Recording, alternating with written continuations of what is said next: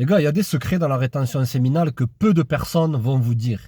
Parce qu'on aime bien vous caresser dans le sens du poil, vous dire que lorsque vous allez faire la rétention séminale ou le nofap, vous allez miraculeusement vous transformer en Batman, en Superman, en super-héros, vous allez devenir Broly en mode super guerrier, alors qu'il y a des subtilités qu'il faut comprendre. Si tu cherches de la dopamine ou tu cherches à être rassuré parce que tu n'arrives pas à trouver des nanas et que tu veux te complaire dans une soi-disant rétention séminale, tu peux quitter cette vidéo maintenant, pars. D'accord?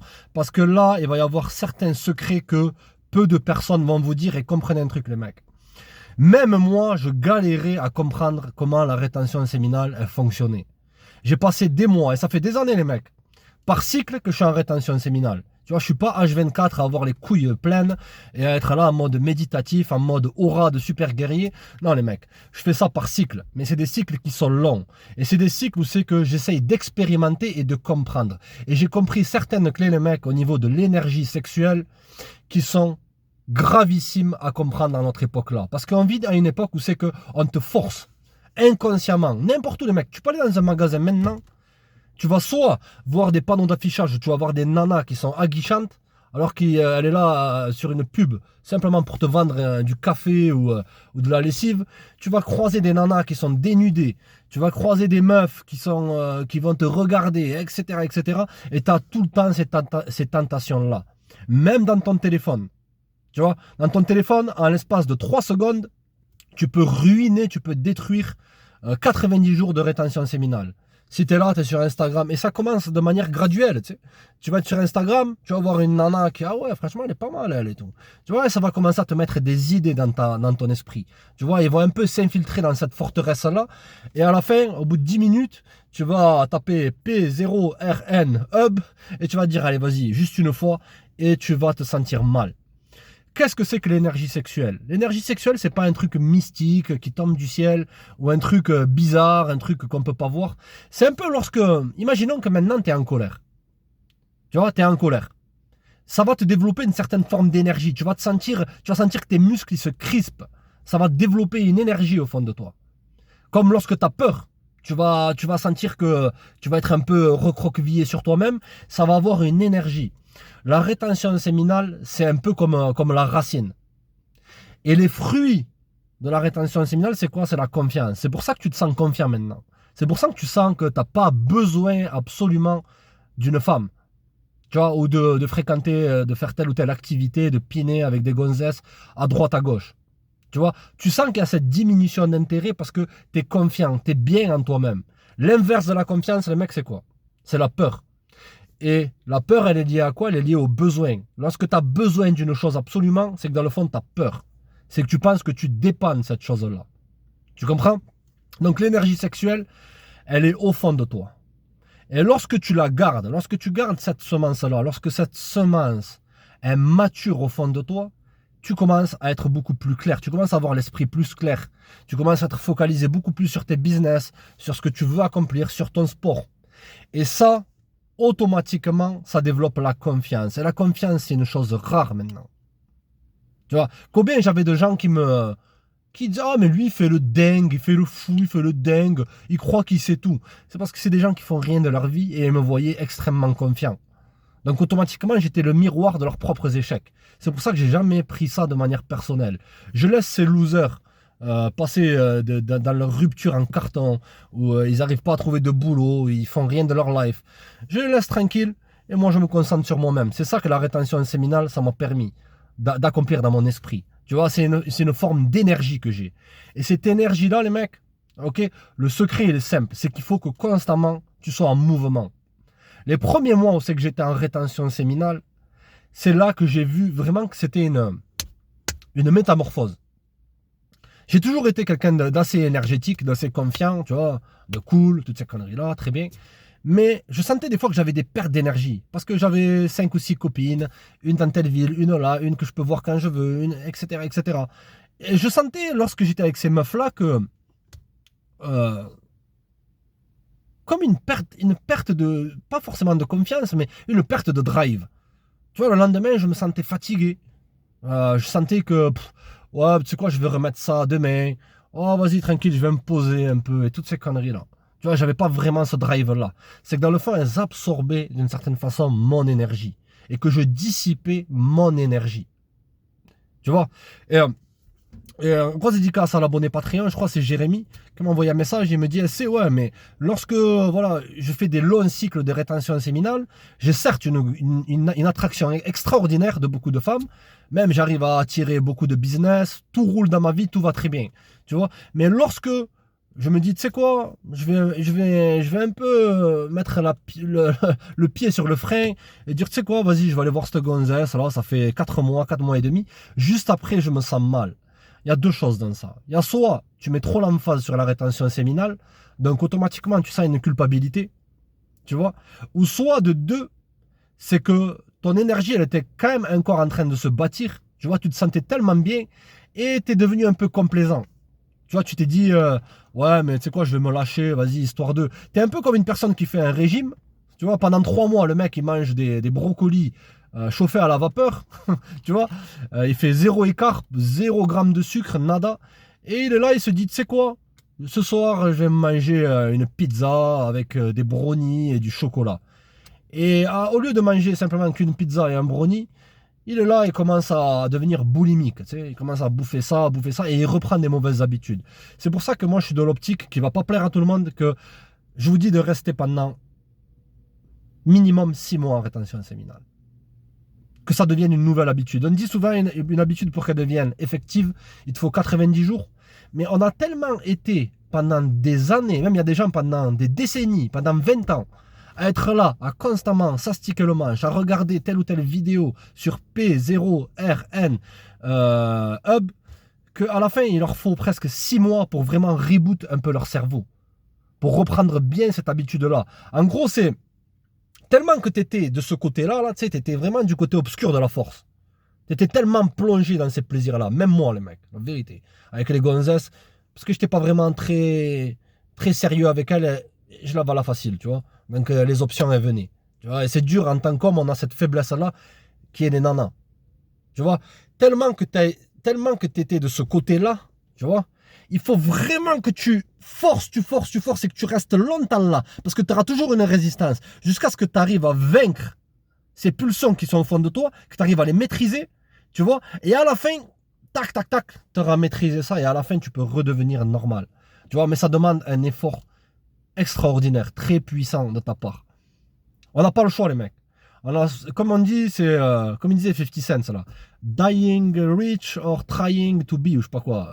Mourir riche ou mourir en essayant de le devenir, tu vois. Toi, c'est je suis obligé de devenir fort, sinon je m'effondre. Sinon, je vais faire partie de tous ces gars-là qu'on croise tous les jours, les mecs, qui sont des zombies, qui sont la tête sur le téléphone, qui rentrent le soir et qui sont là à regarder telle ou telle image d'un mec qui est avec une gonzesse en train de faire Dieu seul sait quoi avec elle. Tu vois, le cancer principal des hommes maintenant, c'est pas les relations, c'est la pornographie. Ouais, ça a l'air con. Ça te ruine ta confiance, ça te ruine ton énergie, ça te ruine même, c'est comme quasiment le crack. Tu vois, tu prends tellement un gros shoot de dopamine artificielle dans ton cerveau qu'à la fin, tu perds le goût pour tout. Lâche ça dès maintenant, gros. Point barre. Il n'y a pas de c'est difficile. Tout est difficile maintenant. Si tu veux arrêter de fumer, c'est difficile. Si tu veux arrêter de te droguer, c'est difficile. Si tu veux arrêter la picole, c'est difficile. Si tu veux bosser, c'est difficile. Si tu veux monter un business, c'est difficile. Si tu veux devenir grandiose, c'est difficile. Tout est difficile. On t'a dit que, oh, mais non, il faut être doux.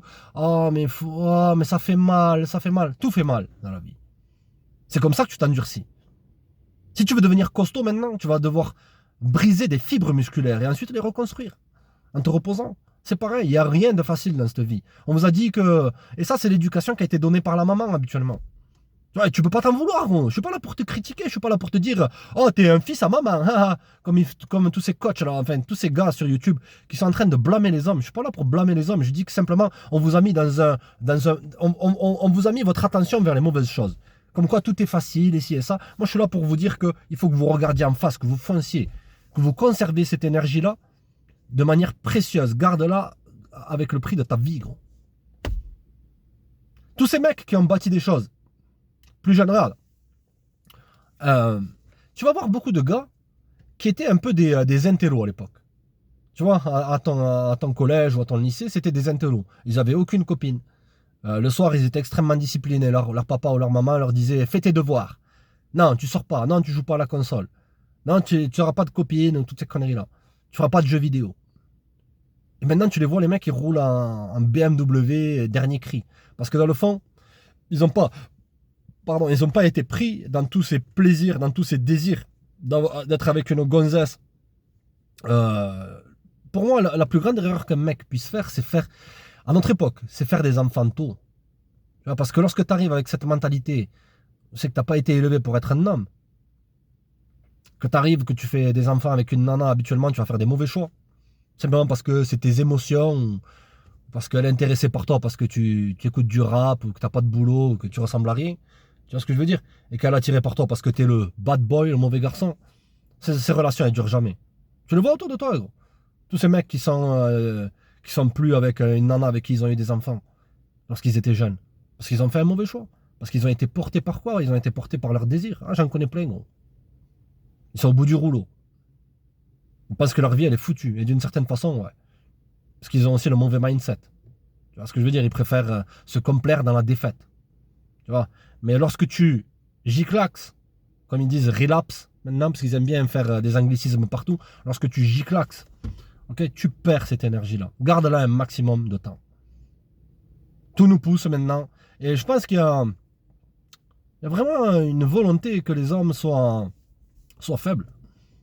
Que tu sois faible, que tu sois contrôlé par tes désirs, qu'absolument tu veuilles même des désirs matériels.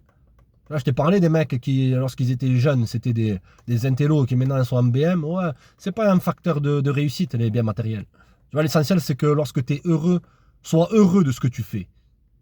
Mais il te faut d'abord retrouver cette confiance-là. En rétention séminale, lorsque tu es dans des longs cycles, tu vas voir un truc qui est bizarre, c'est que tu vas ressentir comme une forme de joie.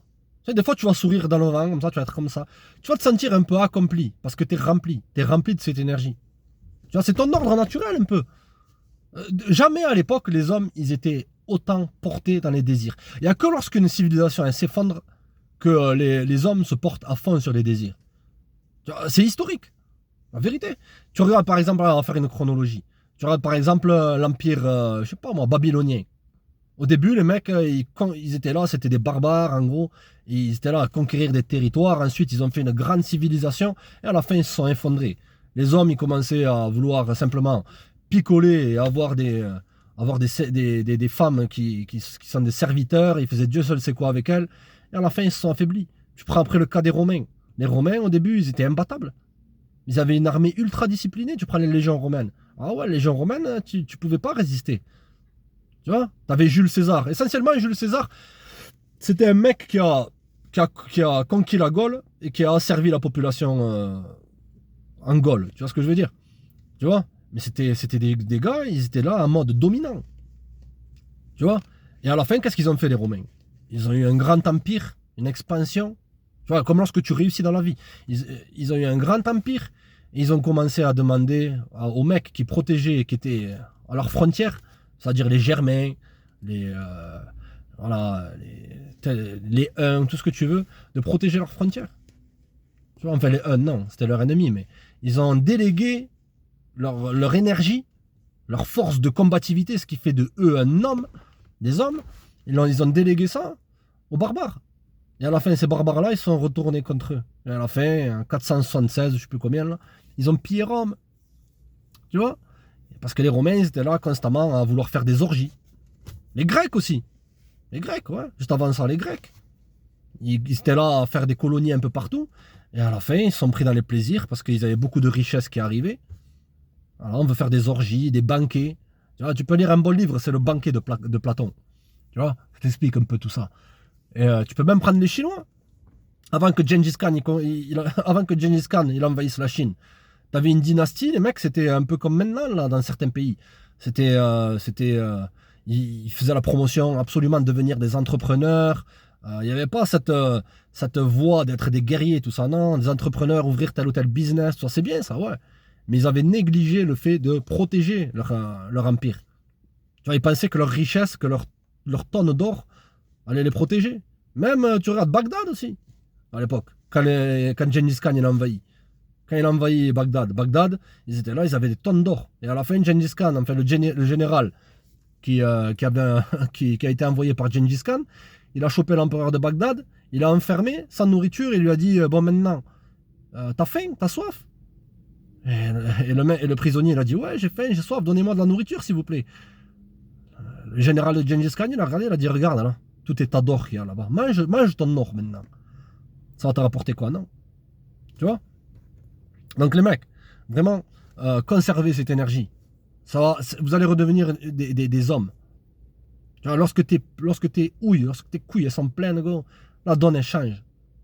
Et tu vas ensuite avoir l'attractivité. Mais là, tu ne veux pas tomber dans le piège. Tu vas avoir beaucoup d'attraction des femmes, surtout les 2 premières semaines. Les 2 premières semaines, ça va devenir vraiment... ça va devenir une hystérie. C'est de la folie. Tu vas marcher dans la rue, je me souviens. Les premières semaines que j'ai commencé ça. Tu vois, parce que là, vraiment, tu te rebootes au maximum. Tu vois, tu vois des nanas, mais c'est insistant. C'est tellement que tu te sens mal à l'aise. Cette insistance, elle te rend vraiment... T'es là, tu te dis, mais pourquoi? Oh, ça va, quoi, faut pas abuser. On dirait que je deviens de la bouffe pour elle. Tu vois, elle te regarde et après, bien sûr, elle détourne un peu le regard parce que lorsque tu es dans des pays où c'est qu'on dit aux nanas, c'est vous le prix et toutes ces histoires-là, elles se disent, il faut que ce soit l'homme d'abord qui me valide et ensuite, voilà. Mais elles ne peuvent pas résister à cette attraction-là. Et vu qu'elles sont attirées par toi, même les femmes modernes, elles seront attirées par toi. Celles qui veulent pas... Qui veulent pas être contrôlés, entre guillemets, contrôlés dans le sens qu'ils veulent pas avoir un homme qui leur amène du leadership ou de la discipline, ou un homme qui soit un leader. Même si elles disent vouloir un leader, elles n'ont jamais vraiment vu de leader dans leur vie. Que ce soit leur père ou les hommes qui étaient autour de elles, c'était pas vraiment des grands leaders. Elles disent vouloir ça, mais lorsqu'elles tombent sur un leader, elles savent pas comment le gérer. Tu vois, elles arrivent à attirer des hommes, mais elles ont du mal à les garder. Tu vois, surtout des hommes de valeur. Pour un vieux Mouloud Bitsal ou un Kevin Chico éclaté, elles n'auront pas de mal à regarder ce type de mec-là. Mais sur le long terme, ils ne sont pas viables. Mais cette énergie-là, c'est pour ça que les nanas, en parlant de l'attraction féminine, c'est pour ça qu'elles galèrent à comprendre pourquoi elles sont attirées par le mauvais garçon. Le mauvais garçon, dans le fond, c'est qu'il a cette énergie. Tu vois, il a une énergie, que ça soit même de l'énergie instable. Tu vois, je prends Mouloud Bitsal, qui est un raté, qui est seul dans son petit appart, qui vit chez telle ou telle personne. Tu vois, il a cette énergie instable. Et ça, c'est certaines nanas, elles préfèrent l'instabilité émotionnelle que la stabilité. Parce que la stabilité, elles se disent, et j'en ai connu plein de nanas comme ça, elles se disent la stabilité, c'est ennuyeux. J'ai toujours vécu des relations instables, donc c'est normal que c'est instable. C'est pas excitant. La stabilité, ouais. Mais elles te disent vouloir un homme stable. Mais lorsqu'elles ont un homme stable, elles sont pas attirées. Mais même cette forme d'énergie négative, tu vois, que Mouloud, il lui donne, à Moulouda, de temps en temps, ça va de temps en temps, Mouloudou. Ok, ça excite leurs émotions, c'est une forme d'énergie. Et toi, lorsque tu es en rétention séminale, certaines nanas, elles vont pas kiffer ça. Mais elles seront attirées par toi. En gros, c'est la situation dingue que elles n'arrivent pas à comprendre pourquoi elles sont attirées par un homme. Parce qu'elles ont tellement d'hommes qui les mettent off, tu vois, constamment à leur envoyer des bouquets de fleurs, à leur envoyer des messages, tous ces DM là que tu vois sur Instagram, ou ces commentaires, ces cœurs et tout ça, qu'elles sont mises off par les hommes. Lorsqu'elles voient un homme qui les met on, elles se disent mais c'est pas normal, je perds le contrôle, je perds le pouvoir. J'ai le contrôle sur tous ces mecs-là qui peuvent, en un instant, débarquer chez moi, m'amener à manger, me faire un PayPal, me faire un virement, m'envoyer au resto, me déposer chez Abdoul Bédefer, alors que je lui dis que je vais chez une copine, qui veulent se marier avec moi, qui veulent être en relation avec moi, mais j'en veux pas de ces mecs-là. Je veux simplement du mec qui est focalisé sur lui-même ou qui n'est pas intéressé par moi. Et donc elles sentent qu'elles perdent le contrôle. Là, je t'ai expliqué la dynamique un peu comment elle fonctionne maintenant. C'est pour ça qu'il y a beaucoup de mecs qui sont là, ils se font des cheveux blancs sur les relations hommes-femmes. Ils se disent mais pourquoi un monde de l'intérêt? Mais après, lorsque moi je suis pas trop intéressé, certes elle est intéressée, mais après elle est là, elle est fâchée contre moi. Elle est dégoûtée, tu vois. C'est qu'elle a l'impression qu'elle perd le contrôle parce qu'elle est intéressée par toi. En vérité, ça paraît bizarre pour nous, mais c'est comme ça que ça fonctionne. Donc les mecs, le business il est simple. Votre énergie, elle est précieuse. Conservez-la un maximum de temps. Ok? Faites ça par cycle, mais vraiment au début, vraiment, combattez-vous vous-même. Tu vois? Restez là en rétention au maximum. Après ça va devenir naturel. Et ensuite tu pourras lâcher un peu de lest. C'est pas je fais ça 3 semaines. J'ai fait ça 3 semaines, c'est sans pitié. Et ça va pas marcher. Ça va pas marcher. Oh, t'attends que ça marche, c'est pour ça que ça ne fonctionne pas. Fais ça et oublie-le. Laisse, focalise-toi sur tes business, ne calcule pas les nanas, fais ce que tu as à faire, comprends que cette énergie, elle va augmenter, elle va démultiplier ta confiance en toi. Et ta confiance en toi, c'est ça qui attire les gens vers toi. Et là, les gens, ils vont commencer à orbiter autour de toi. Que ce soit hommes, nanas, les hommes. Voilà, on est d'accord. Hein, dans le sens où c'est qu'ils verront en toi un leader. Ok. Et les nanas, elles ne pourront pas résister à un homme qu'elles perçoivent comme étant fertile. C'est de la biologie, gros. T'es pas quelqu'un qui est là, qui est vidé de son énergie comme un raisin sec. Non, gros. D'accord, les mecs. Allez, restez courageux, l'équipe. Restez connectés. C'est fut un plaisir. Assez sans pitié dans le bac. Check la famille.